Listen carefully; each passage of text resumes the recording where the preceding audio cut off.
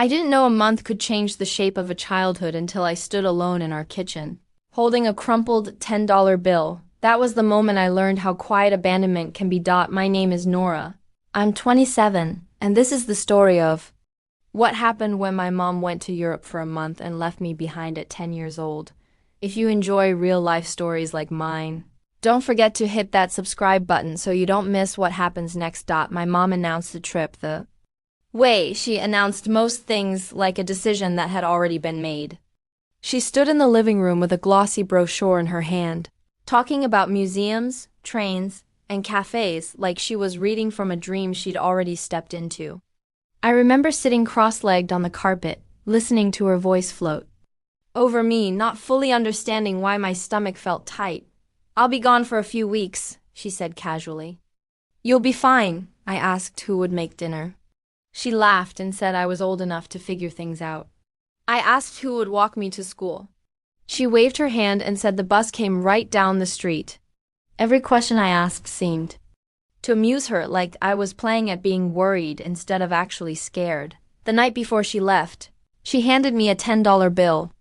It was folded neatly, pressed into my palm like a secret. "This is for emergencies," she said. "Don't waste it." I didn't know what qualified as an emergency. Food felt like one. Heat felt like one. Being alone at night felt like one. But I nodded anyway, because nodding was easier than admitting I didn't know how to be brave. The morning she left, she hugged me quickly, already smelling like perfume and airport air. She reminded me to lock the door and not to talk to strangers. Then she was gone. The house felt too big without her. The silence didn't feel peaceful. It felt watchful. I remember standing in the kitchen, opening the fridge, realizing there wasn't much inside. A half-gallon of milk. Some condiments. Leftovers I didn't know how to reheat properly. That first day I ate cereal for every meal. By the second day, the milk was gone. I started drinking water and telling myself I wasn't really hungry. At 10 years old, time moves differently. A week felt like a year. Nights were the worst. Every sound felt louder. Every shadow felt closer. I slept with the lights on and the TV playing quietly, pretending the voices meant someone else was there. I went to school like nothing was wrong. I didn't tell my teachers, I didn't tell my friends. I didn't know how to explain that my mom had chosen a different continent over me. So I learned to be small and quiet and capable.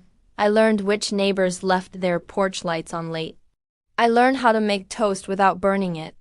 I learned how to ration food, how to pretend I'd already eaten, how to stretch $10 longer than it was meant to stretch. Some nights I counted the days by marking small lines in a notebook. Other nights I stopped counting because it hurt too much to know how long was left. What stayed with me most wasn't fear. It was the feeling of being forgotten, like my existence had become optional. When my mom finally came back, the house filled up again. Her suitcase rolled across the floor. She talked loudly, brightly, telling stories about train rides and paintings and meals I couldn't pronounce. She hugged me and said, "See? You survived." She didn't ask what I ate. She didn't ask if I was scared. She didn't ask if I cried. She looked at me like she expected the same child she'd left behind. But something in me had already shifted. I didn't know how to explain it then. I just knew that while she was gone, I had learned a lesson I couldn't. Unlearn. When they returned, everything had changed. And I didn't realize yet that this was only the beginning of what that month would take from me, and what it would force me to become. When my mom came back, she acted like the house had been paused while she was gone and simply resumed when she returned. She unpacked souvenirs onto the table, small magnets, postcards.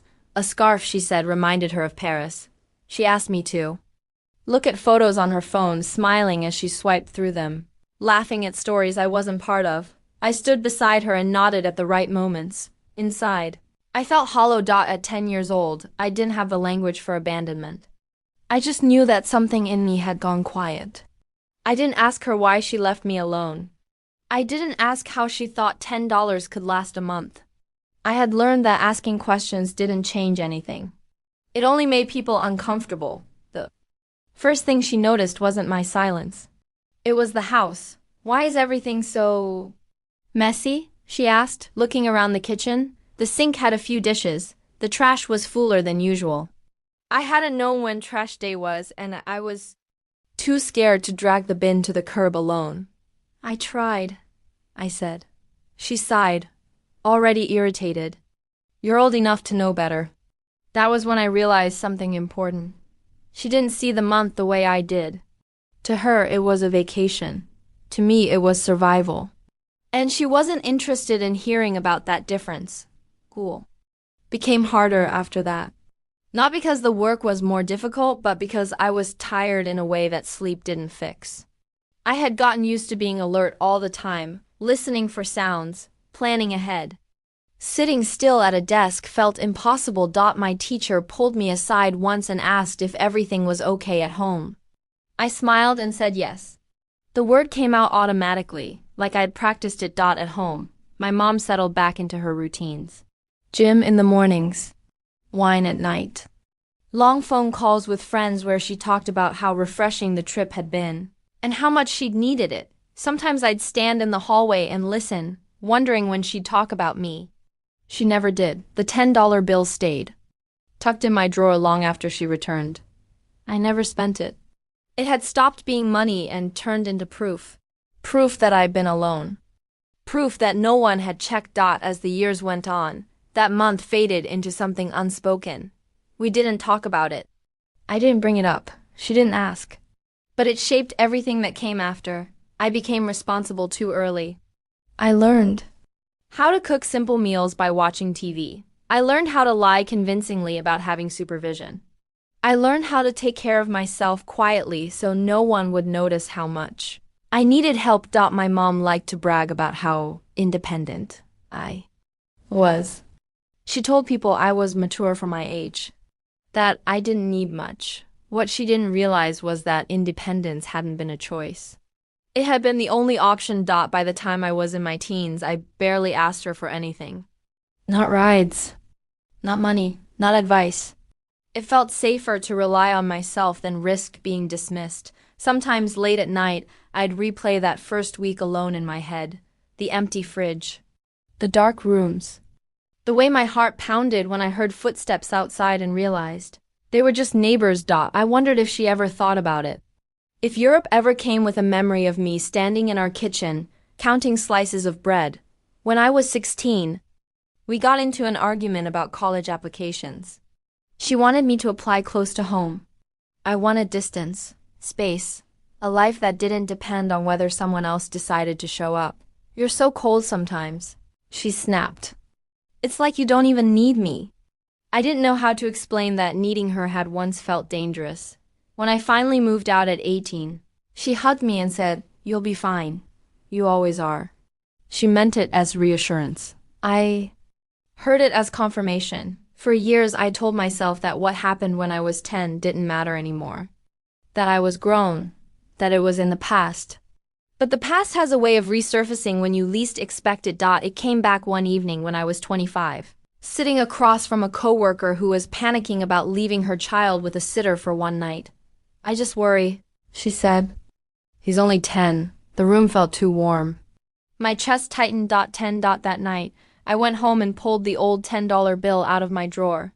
It was faded and soft from years of being folded and unfolded. I sat on my bed holding it, realizing I had carried it with me through every move. That was when I understood something I'd been avoiding. That month hadn't just changed my childhood. It had shaped the way I trusted people. The way I planned for worst-case scenarios. The way I assumed I was on my own, even when I wasn't supposed to be. And for the first time, I wondered what would happen if I stopped pretending it hadn't. Hurt. Because my mom came back from Europe with souvenirs and stories. I came back from that month with something else entirely. And I was finally starting to see the cost of it. I didn't confront my mom right away. That realization came slowly, like a bruise surfacing days after the injury. For most of my adult life, I told the story lightly. My mom traveled a lot. I grew up fast. I framed it like an interesting quirk instead of what it was. People nodded, impressed. Independence sounds admirable when you don't explain the cost. But once I started really thinking about that month, the memories didn't stay neat, they came back in pieces. The sound of the refrigerator door clicking shut. The way the house smelled different at night. The panic of realizing I didn't know how to use the stove properly and being too afraid to try. I remembered the night the power flickered during a storm. I was 10 years old, sitting on my bed, clutching a flashlight that barely worked. I remember thinking, if something happens, no one will know. That thought followed me into adulthood. More than I realized. I double-checked locks. I saved money obsessively. I hated depending on anyone, even people who had never given me a reason not to trust them. When relationships got serious, I pulled back. Somewhere deep inside, I was always preparing for the moment I'd be left alone again. The turning point came on an ordinary Tuesday. I was visiting my mom for dinner. She was older now, calmer in some ways, still sharp in others. We sat at her kitchen table, the same one I'd eaten cereal at for weeks as a child. She mentioned Europe casually, like it was still her proudest memory. That trip really changed me, she said. I needed it back then. I stared at my plate. What about me? I asked quietly. She blinked. What do you mean? That month, I said, when I was 10. Her expression shifted, confused first, then defensive. You were fine, she said. Nothing bad happened. I felt something tighten in my chest. You left me with $10, I said. For a month, she laughed softly, like I was exaggerating. You're remembering it wrong. I would never do that. The denial hit harder than the memory. I remember counting bread slices, I said. I remember being afraid at night. She waved her hand. You've always been dramatic. You were mature for your age. There it was again. The word she used like praise. Mature. As if children choose to grow up early. I didn't raise my voice. I didn't accuse. I just said I was scared. She sighed, clearly uncomfortable. You survived, didn't you? That sentence did something to me. Because survival had never been the point. I realized then that she didn't see that month the way I did. To her, it was an inconvenience she didn't want to revisit. To me, it was the moment I learned I couldn't rely on her. I left shortly after that, my appetite gone. In the days that followed, I felt a strange mix of grief and clarity. Grief for the child who'd been left to figure things out alone. Clarity about why certain patterns in my life existed. I started therapy a few weeks later, not because I was falling apart, but because I was tired of carrying something unnamed. My therapist listened without interruption as I told the story, all of it, from the $10 to the power outage. When I finished, she said something that stayed with. That wasn't independence, she said gently. That was neglect. Hearing the word out loud made my throat tighten. Neglect sounded harsh, final, but it also sounded accurate. Once I allowed myself to call it what it was, other memories lined up behind it. Times my needs were minimized. Times I was praised for not needing much. Times I learned that being low maintenance made me easier to keep around. I stopped minimizing my own feelings after that. When my mom called and asked why I seemed distant, I didn't lie. I told her I was processing things from childhood. She got quiet, then irritated. I did my best, she said. I know, I replied, but your best still hurt me. She didn't have an answer for that. Our relationship changed after that conversation. We spoke less. When we did, things stayed surface level. She preferred it that way. So did I eventually. I stopped looking for a validation she couldn't give. What surprised me most was how much lighter I felt once I stopped trying to convince her. I didn't need her to agree with my version of the past for it to be real. I just needed to acknowledge it myself. I started noticing changes in my life. I asked for help without apologizing. I let friends show up for me. I stopped equating love with self-sufficiency. The $10 bill finally lost its power. I took it out one last time, held it in my hands, and then let it go. Not as an act of anger, but closure. That month in my childhood had taught me how to survive. But facing it as an adult taught me something else, that I deserved care. That being left wasn't a reflection of my worth. And that growing up too fast wasn't strength, it was a response. By the time I turned 27, I wasn't angry anymore. I was honest. And for the first time, I wasn't living like abandonment was inevitable. I was living like it was something I had already survived and didn't have to repeat. The weeks after that conversation with my mom felt oddly quiet. Not peaceful, exactly more like the air after a storm. When everything looks the same but you know something fundamental has shifted. I noticed it first in small moments. When my phone rang, and it was her name on the screen, my chest no longer tightened automatically. I didn't rush to answer. I didn't rehearse responses in my head. I let it ring sometimes, not out of spite, but because I was finally listening to what my body needed. Therapy became a place where I learned to slow things down. My therapist. Ask questions no one had ever asked me before. What did safety feel like to me? When did I feel most on edge? What did I believe would happen if I needed someone and they didn't show up? The answer surprised me. I realized I lived with a constant, low-level expectation of disappointment. I planned my life like backup plans were the real plan. I showed up early, stayed late, over-prepared for everything. People called me reliable. I knew it was because being reliable meant I didn't have to ask for anything in return. One afternoon, my therapist said, "It sounds like you learned that being low maintenance was the price of connection." That sentence stayed with me. I thought about how often I downplayed my needs. How quickly I said, "It's fine," when it wasn't. How uncomfortable I felt when people tried to do something nice for me without expecting anything back. I'd mistaken independence for safety. Around that time, my mom invited me to lunch. The message was short and polite, like a business email. I debated whether to go. Part of me wanted to avoid it. Another part wanted to see if anything had changed. We met at a quiet cafe near her house.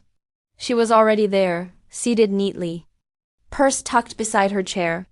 She smiled when she saw me, but it was careful. We talked about neutral things at first. Work, weather, a neighbor she was annoyed with. Then she paused and said, "You've been distant." "I've been thinking," I replied. She sighed.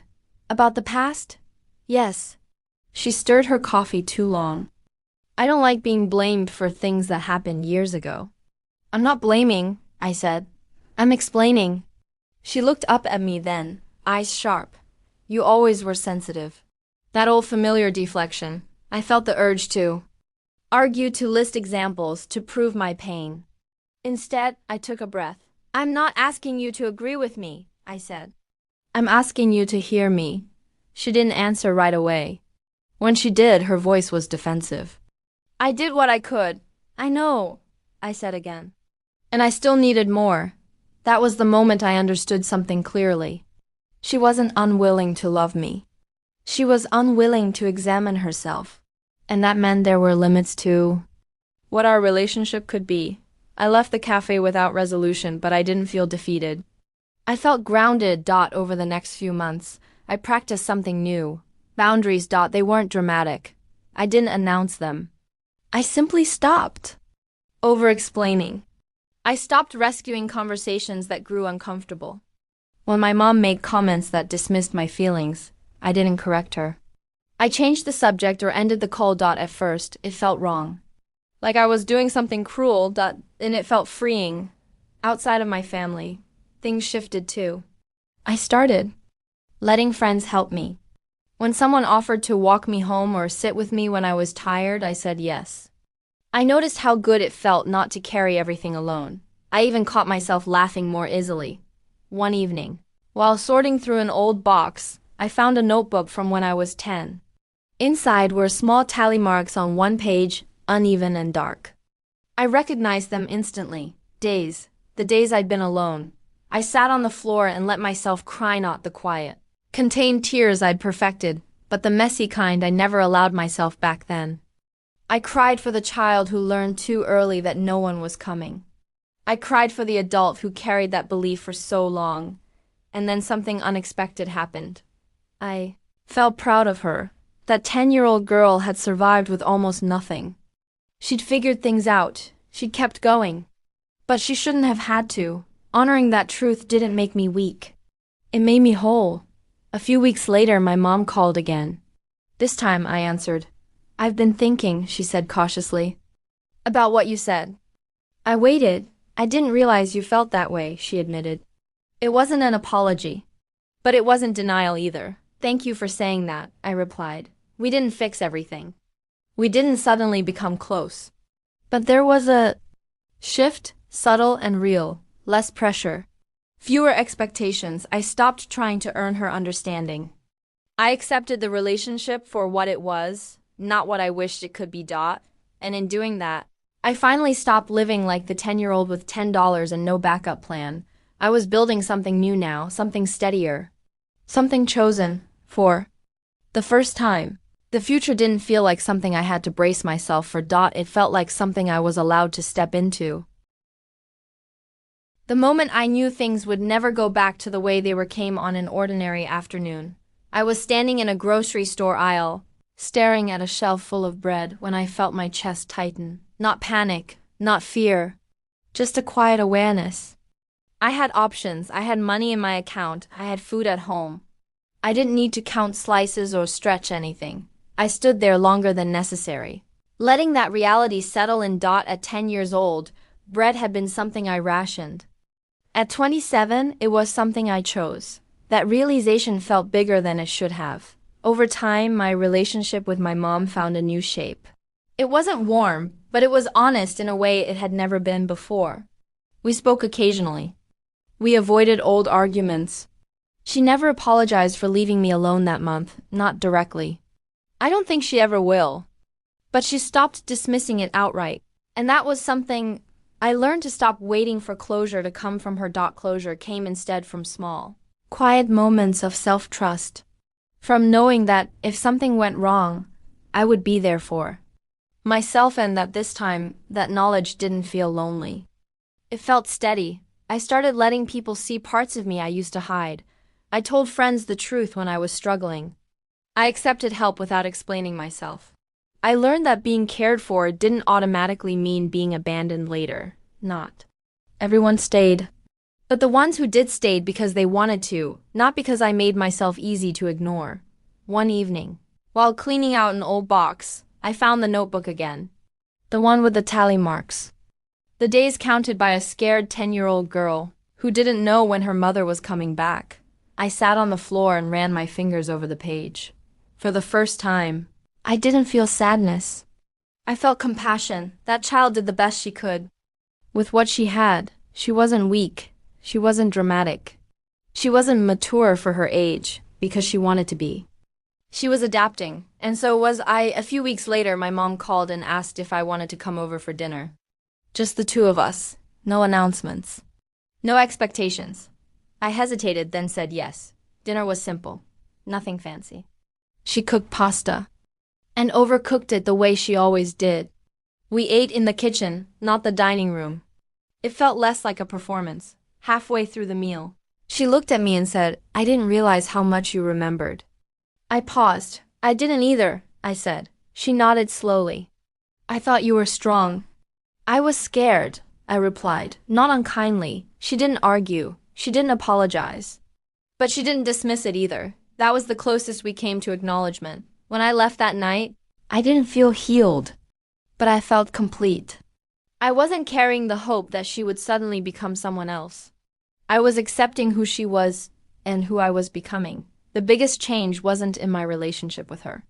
It was in my relationship with myself. I stopped living like abandonment was inevitable. I stopped bracing for the moment someone would leave. I started building a life that felt safe from the inside out. I learned that independence doesn't mean never needing anyone. It means knowing you'll be okay if you do. That month when I was 10 didn't just take something from me. It taught me something I carried for years without understanding it. But it doesn't get to define me anymore. If there's one thing I've learned, it's this. Growing up too fast isn't strength. Healing is . And sometimes the most powerful thing you can do isn't surviving what happened to you . It's choosing not to live like it's still happening.